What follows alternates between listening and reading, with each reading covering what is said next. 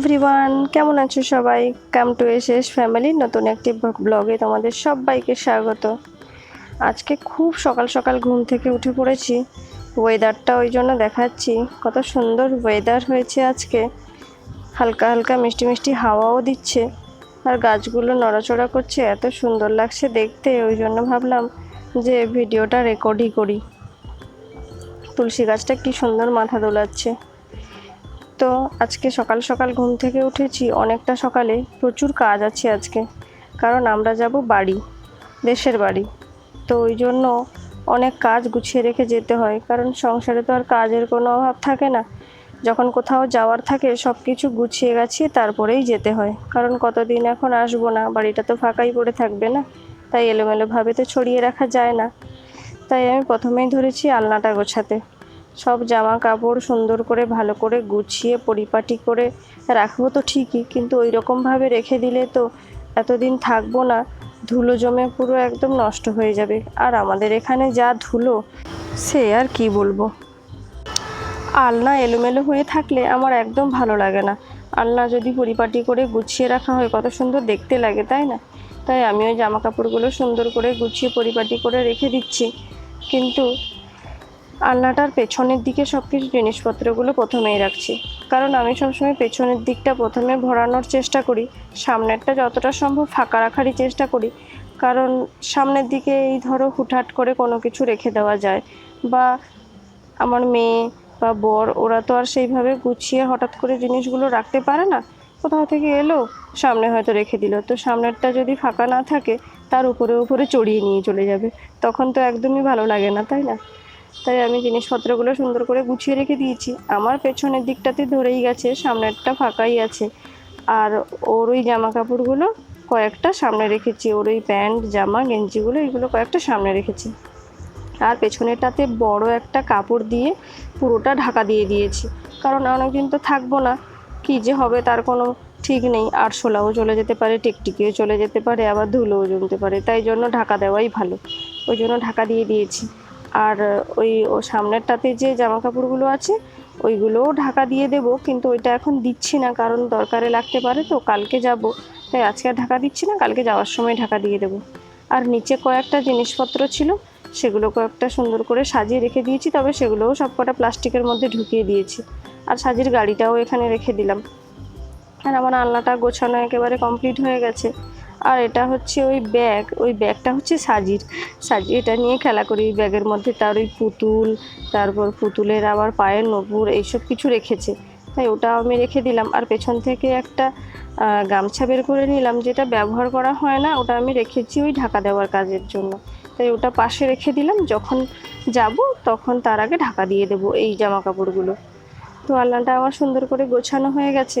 আর সাজির ওই সোফাটা ওটা আমি আলনার মাথার উপরেই রাখি, আর তো রাখার জায়গা নেই না, আর কোথায় রাখবো, ওই জন্য ওটাকে ওখানেই রেখে দিই। আলনাটা গোছানো হয়ে যাওয়ার পরে চলে এসেছি ফ্রিজটাকে মুছতে, কারণ ফ্রিজটাতে জিনিসপত্র খালি করে দিয়েছি, মাছ টাছ সব শেষ করে দিয়েছি, সবজি টবজিগুলোও সব শেষ করে দিয়েছি। আর আজকে রাতের যা রান্নাবান্না হবে সেগুলোও আমি কেটে ধুয়ে ভালো করে রেখে দিয়েছি ফ্রিজে, আর ঢোকানোর তো দরকার পড়ে না, তাই ফ্রিজটা পুরো খালিই হয়ে গেছে। তাই ভাবলাম ফ্রিজটাকেও ভালো করে সুন্দর করে মুছে দিই, না হলে আবার যখন আসবো তখন আবার খাটনি হয়ে যায়, তখন আবার মুছে কিছুক্ষণ খোলা রেখে তারপরে জিনিসপত্র ঢোকাতে হয়। মোছা হয়ে থাকলে কি হয়, আসবো টুক করে ফ্রিজটা জ্বালিয়ে দেবো। তাই ফ্রিজটাকেও মুছে নিচ্ছি সুন্দর করে। ফ্রিজটা অনেক দিন মোছা হয়নি, তাই জন্য ফ্রিজের মধ্যে একটা আস্তরণ মতন হয়ে গেছিলো, তাই ওগুলো আমি সুন্দর করে স্প্রে করে মুছে নিচ্ছি। প্রথমে একটা ভেজা ন্যাকড়া দিয়ে ভালো করে মুছে নিয়েছি, আর ফ্রিজে তো এমনিতেই জল থাকে, তাই জলগুলো ভালো করে মুছে তারপরে একটা শুকনো ন্যাকড়া দিয়ে ওপরটা ভালো করে সুন্দর করে শুকনো করে মুছে নিচ্ছি, তাহলে আর জলের দাগটাও থাকে না। তো এ পর্যন্ত যারা যারা আমার ভিডিওটা দেখছো তাদেরকে অসংখ্য ধন্যবাদ।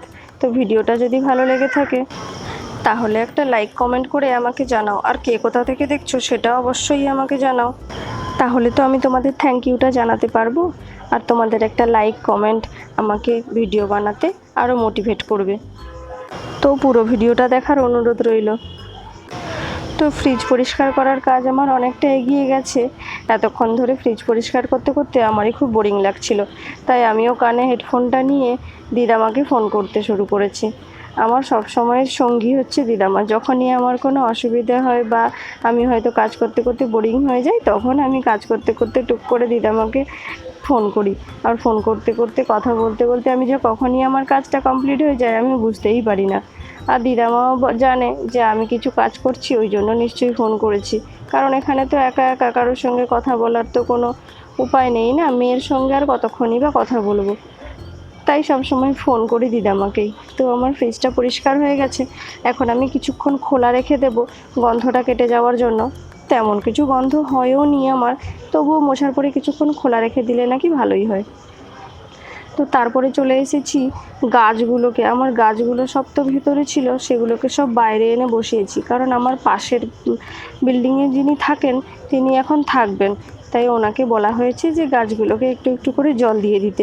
কারণ আমরা তো কতক্ষণ মানে কতদিন আসবো না তার তো কোনো ঠিক নেই। তো ওই জন্য গাছগুলো কতদিন আর জল না পেয়ে থাকবে, ওই জন্য বাইরে এনে বসিয়েছি সবগুলোকে। আর আজকের মতো সবগুলোতে জল দিয়ে দিচ্ছি, কালকে থেকে ওনাকেই বলেছি জল দিয়ে দেবেন।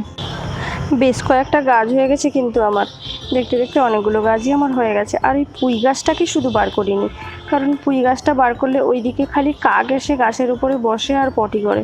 তাই পুঁই গাছটাকে ভাবলাম না ভেতরেই থাক, যা বৃষ্টি হলে যদি জল পাই।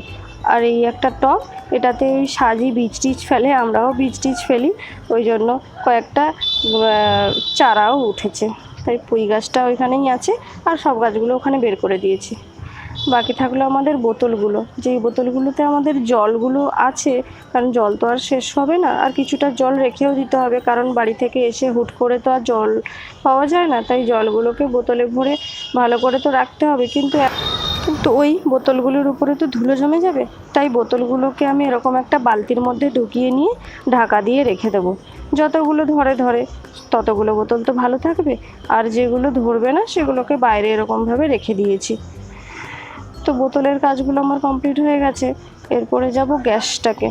রাত্রে রান্নাবান্না সব শেষ হয়ে গেছে আমার, এই ভিডিওটা রাতে করছি। তো রান্নাবান্না সব কমপ্লিট, তারপরে আমার আর কোনো কাজ নেই, সব কাজ আমি করে ফেলেছি।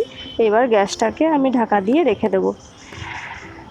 তো একটা বাড়ি যাওয়ার হলে কত কাজ গুছিয়ে তারপরেই না যেতে হয়। সংসারটাকে তো ছেড়ে যাচ্ছি কিছুদিনের জন্য, না সব কিছু তো গুছিয়ে রাখবো, কারণ ফিরে এসে যাতে আবার আগের মতন সুন্দর করে গোছানো পাই, তার জন্য। তো আজকের মতন ভিডিওটা এখানেই শেষ করছি। তোমরা যে যেখানে থাকো সবাই খুব ভালো থেকো, সুস্থ থেকো। বাড়িতে গেলে নিশ্চয়ই আর ভিডিও দিতে পারবো না, বাড়ি থেকে ফিরে আসলে আবার তোমাদের সঙ্গে কথা হবে। তো আজকের মতন টাটা।